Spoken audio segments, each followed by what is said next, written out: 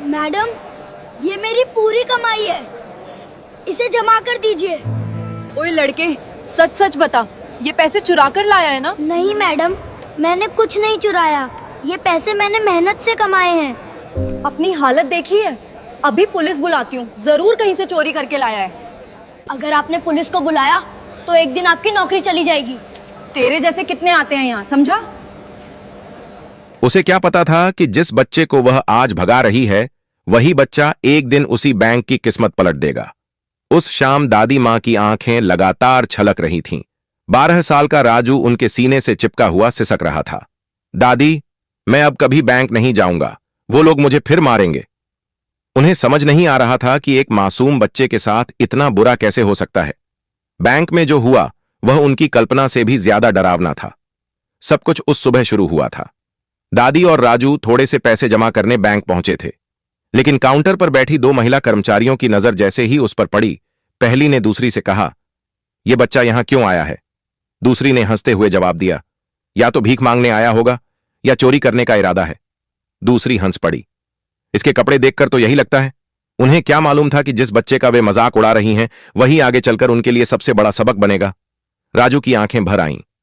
दादी, ये लोग मुझसे नाराज क्यों हैं? मैंने तो कुछ किया ही नहीं। तभी एक महिला कर्मचारी ने तेज आवाज में कहा, अरे छोटे, तू यहां क्यों आया है? तेरे पास इतने पैसे कहां से आए?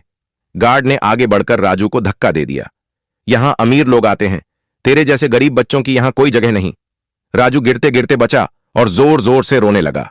पूरा बैंक यह सब देख रहा था, लेकिन अजीब बात यह थी, किसी ने कुछ नहीं कहा, किसी ने आवाज नहीं उठाई। राजू पीछे हट गया और दादी के पीछे छुप गया। दादी, मुझे घर जाना है, वह रोते हुए बोला। दादी मां ने कांपते हाथों से अपना पुराना बटुआ निकाला। उसमें कुछ गिने चुने नोट थे। साहब, हमारे पास पैसे हैं, हमें बस जमा करने हैं। महिला कर्मचारी ने बटुए को देखा और हंस पड़ी। अरे, ये क्या है? इतने कम पैसे लेकर बैंक चले आए? उसी वक्त बैंक के एक कोने में बैठे एक शख्स ने चुपचाप अपना मोबाइल निकाला। उसका नाम था राकेश कुमार, स्थानीय पत्रकार था। वह अपने किसी काम से बैंक आया था, लेकिन जो उसने देखा उसे नजरअंदाज नहीं कर पाया। यह गलत है, उसने मन ही मन कहा, और बिना किसी शोर के पूरी घटना रिकॉर्ड करने लगा। राजू का गला सूख रहा था। उसने दादी का हाथ खींचा। दादी, मुझे पानी चाहिए। दादी मां ने धीरे से पास रखे पानी के जग की ओर इशारा किया। बेटा, वहां पानी है। लेकिन इससे पहले कि राजू एक कदम आगे बढ़ा था, गार्ड ने उसे रोक लिया। रुक, यह पानी तेरे जैसे बच्चों के लिए नहीं है, यह ग्राहकों के लिए है, कहीं और जाकर पी। आखिरकार दादी मां ने राजू का हाथ पकड़ा। चल बेटा, यहां से चलते हैं। राजू रोता हुआ दादी के साथ बैंक से बाहर निकल आया। थोड़ी देर बाद राकेश भी बाहर आया और उनके पास पहुंचा। आंटी जी, मेरा नाम राकेश कुमार है, मैं पत्रकार हूं। अंदर जो हुआ वो बिल्कुल गलत था। क्या मैं आपसे इस बारे में बात कर सकता हूं? बेटा, हमने कोई गलती नहीं की, हम तो बस पैसे जमा करने आए थे। राकेश ने सम्मान से कहा, अगर आप अनुमति दें तो मैं शाम को आपके घर आकर पूरी बात विस्तार से जानना चाहता हूं। लोगों को यह सच्चाई जाननी चाहिए। दादी मां ने उसे अपना पता दे दिया। शाम को राकेश कैमरा और रिकॉर्डिंग उपकरण लेकर उनकी झुग्गी में पहुंचा। राजू एक कोने में चुपचाप बैठा था। राकेश उसके पास बैठ गया।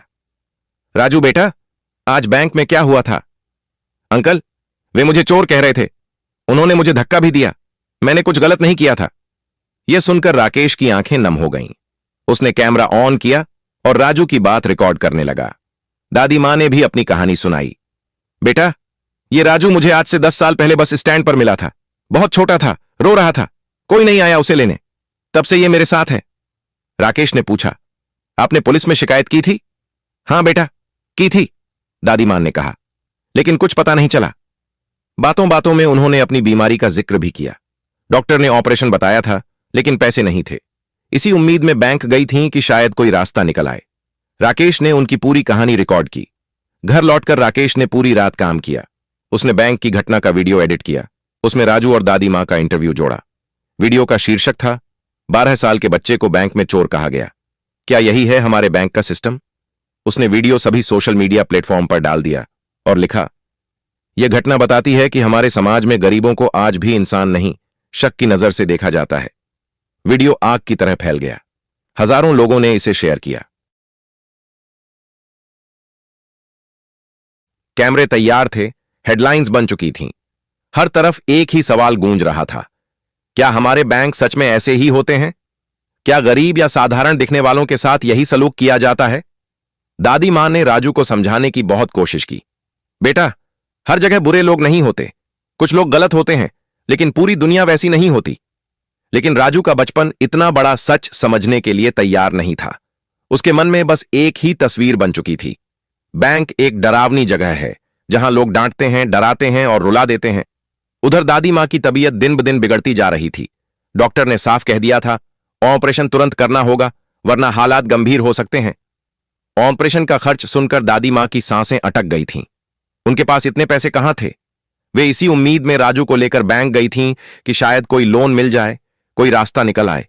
लेकिन बैंक में जो हुआ, उसने उनकी हिम्मत ही तोड़ दी। उस रात दादी मां ने कहा, अब इलाज नहीं करवाएंगे बेटा। राजू कुछ समझ नहीं पाया। उसे बस इतना नजर आ रहा था कि दादी मां बहुत उदास हैं और दर्द में भी।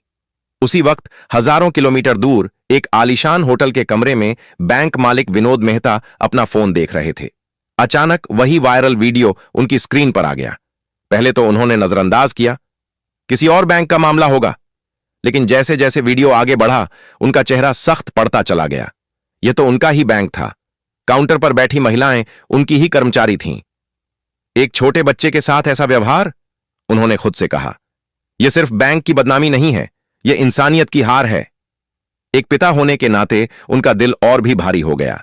लेकिन असली झटका तब लगा जब उन्होंने वीडियो में दादी मां की बात सुनी। यह बच्चा मुझे बस स्टेशन पर मिला था। वही बस स्टेशन, वही तारीख, वही समय, वह जगह जहां सालों पहले उनका अपना बेटा खो गया था। उनकी आंखें भर आईं। इन सालों में पुलिस, प्राइवेट डिटेक्टिव, मीडिया सब कुछ आजमा लिया था, लेकिन कोई सुराग नहीं मिला। और आज इस वीडियो में उन्हें पहली बार उम्मीद की एक हल्की सी किरण दिखाई दी। बिना एक पल गंवाए उन्होंने अपने सबसे भरोसेमंद दोस्त मैनेजर सूरज वर्मा को फोन लगाया। सूरज, मैं तुम्हें एक पता भेज रहा हूं, अभी इसी वक्त वहां पहुंचो, यह बहुत जरूरी है। सूरज ने कोई सवाल नहीं किया, बैंक का काम वहीं छोड़ा और तुरंत उस पते की ओर निकल पड़े। जब सूरज वर्मा दादी मां की झुग्गी के सामने पहुंचे तो उनका दिल भर आया। एक छोटी सी झोपड़ी, अंदर बीमार दादी मां और राजू। सूरज ने बेहद नरमी से बात शुरू की। दादी मां ने कहा, मैं बस स्टेशन पर बैठी थी, तभी यह बच्चा रोता हुआ मेरे पास आया। नाम भी नहीं बता पा रहा था, बस रोए जा रहा था। दिल पसीज गया, मैं इसे छोड़ नहीं पाई। उन्होंने पुलिस में शिकायत भी की थी, लेकिन कोई नहीं आया। वक्त बीतता गया और अनजाने में ही राजू उनकी पूरी दुनिया बन गया। सारी बात सुनते ही सूरज वर्मा ने तुरंत विनोद मेहता को फोन किया। विनोद, हालात बहुत नाजुक हैं। दादी मां की तबीयत बेहद खराब है। एक पल की भी देरी जानलेवा हो सकती है। और हां, जो तारीख, समय और जगह तुमने बताई थी, सब कुछ बिल्कुल मेल खा रहा है। उस पल विनोद के दिल में उम्मीद की एक हल्की सी लौ जली, लेकिन उसी के साथ डर भी था, कहीं यह सिर्फ एक इत्तेफाक न हो। उन्होंने खुद को संभालते हुए कहा, कोई रिस्क नहीं लेंगे। दादी मां और बच्चे को शहर के सबसे अच्छे अस्पताल ले जाओ। इलाज में एक भी कमी नहीं होनी चाहिए। खर्च की फिक्र मत करना, सब मैं देखूंगा। सूरज ने बिना वक्त गंवाए एम्बुलेंस बुलाई। दादी मां और राजू को लेकर सीधे अस्पताल पहुंचे। उधर राजू, वह सब कुछ देख रहा था, लेकिन कुछ समझ नहीं पा रहा था।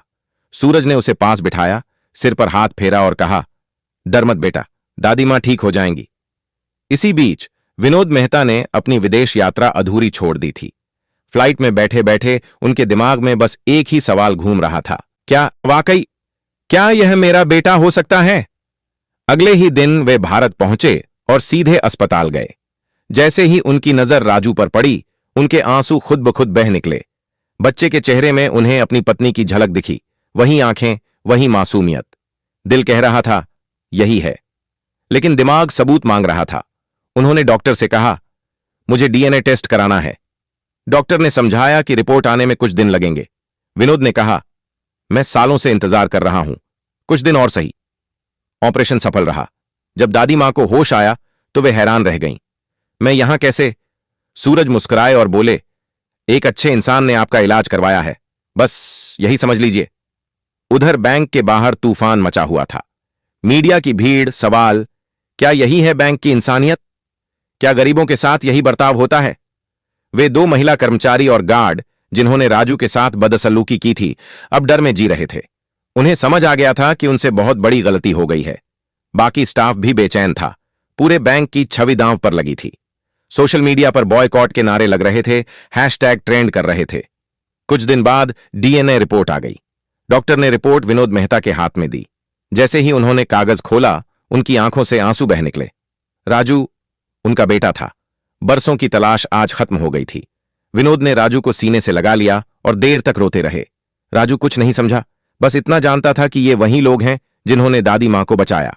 जब दादी मां को सच्चाई पता चली, उनकी आंखें भी भर आईं। विनोद ने दादी मां का हाथ थाम लिया। आपने मेरे बेटे को मां से कम नहीं समझा, वे बोले। आज से आप सिर्फ उसकी नहीं, मेरी भी मां हैं। और उसी पल विनोद मेहता ने दिल में एक और फैसला कर लिया। अब सिर्फ एक बेटे को नहीं, बल्कि इंसानियत को भी इंसाफ दिलाना है। अब बैंक सिर्फ पैसों की जगह नहीं रहेगा, यह इंसाफ और एहसास की मिसाल बनेगा। विनोद मेहता ने बड़े प्यार से राजू से कहा, बेटा तुम्हें एक बार फिर बैंक जाना होगा। इतना सुनते ही राजू घबराकर बोला, नहीं पापा, वहां वे लोग मुझे फिर मारेंगे, डांटेंगे। डरने की जरूरत नहीं है बेटा, अब तुम अकेले नहीं हो, तुम्हारे पापा तुम्हारे साथ हैं, और जिस बैंक से तुम डरते हो वह हमारा अपना बैंक है। राजू हैरान रह गया। उसका मासूम दिमाग इस बात को समझ ही नहीं पा रहा था। पापा, जो बैंक मुझे चोर समझ रहा था, जो लोग मुझे रुला रहे थे, वो आपका कैसे हो सकता है? तब विनोद मेहता ने उसे पूरी सच्चाई बताई। उन्होंने समझाया कि हर जगह कुछ अच्छे लोग होते हैं और कुछ गलत। बेटा, कुछ लोगों की गलत सोच की वजह से पूरा सिस्टम गलत नहीं हो जाता, लेकिन ऐसे लोगों को सबक सिखाना जरूरी होता है। अगले दिन बैंक का माहौल कुछ अलग ही था। विनोद मेहता अपने बेटे राजू को लेकर बैंक पहुंचे। राजू के हाथ में एक बड़ा सा बैग था, इतना भारी कि उसे संभालना भी मुश्किल लग रहा था। उस बैग में ढेर सारा पैसा था, वही पैसा जो विनोद ने अपने बेटे को दिया था, एक सबक सिखाने के लिए। जैसे ही राजू बैंक के अंदर आया, सबकी निगाहें उसी पर टिक गईं। अरे, ये तो वही बच्चा है जिसका वीडियो वायरल हुआ था। राजू बिना रुके सीधे उसी काउंटर पर पहुंचा जहां वे दोनों महिलाएं बैठी थीं। उसने बैग खोला और सारा पैसा काउंटर पर फैला दिया। नोटों का ढेर देखकर बैंक में सन्नाटा छा गया। राजू ने कहा, आपने कहा था कि मैं चोरी करने आया हूं, मेरी औकात नहीं है यहां पैसा जमा करने की। देखिए, मैं पैसा लेकर आया हूं, अब इसे जमा कीजिए। उन दोनों महिलाओं और गार्ड का चेहरा सफेद पड़ गया। उन्हें समझ आ गया था कि अब मामला हाथ से निकल चुका है। उसी पल बैंक के दरवाजे खुले और विनोद मेहता अंदर आए। सभी कर्मचारी ध्यान दें, विनोद मेहता ने सबके सामने ऐलान किया, यह बच्चा राजू मेरा बेटा है, और जिन कर्मचारियों ने इसके साथ बदसलूकी की थी, उन्हें इस पल से नौकरी से निकाला जाता है। उन्होंने सख्त लहजे में कहा, जो लोग एक मासूम बच्चे के साथ इंसानियत भूल सकते हैं, वे हमारे बैंक में काम करने के लायक नहीं हैं। कर्मचारी एक दूसरे को देख रहे थे। जिसे वे गरीब बेसहारा बच्चा समझ रहे थे, वह बैंक मालिक का बेटा निकला। उन्होंने सिक्योरिटी बुलवाई और उन तीनों को बैंक से बाहर निकलवा दिया। यह खबर आग की तरह फैल गई। बाहर खड़े रिपोर्टर्स और कैमरे सब कुछ रिकॉर्ड कर रहे थे। न्यूज चैनलों पर ब्रेकिंग न्यूज चलने लगी। वायरल वीडियो वाला बच्चा निकला बैंक मालिक का बेटा।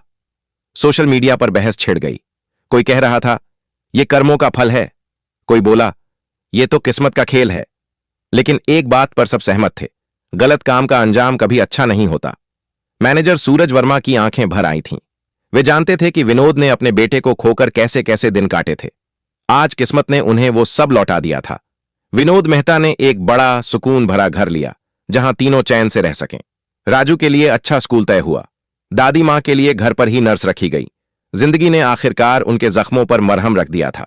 दोस्तों, आपको यह कहानी कैसी लगी? कमेंट में जरूर बताइए। फिर मिलेंगे अगली कहानी में।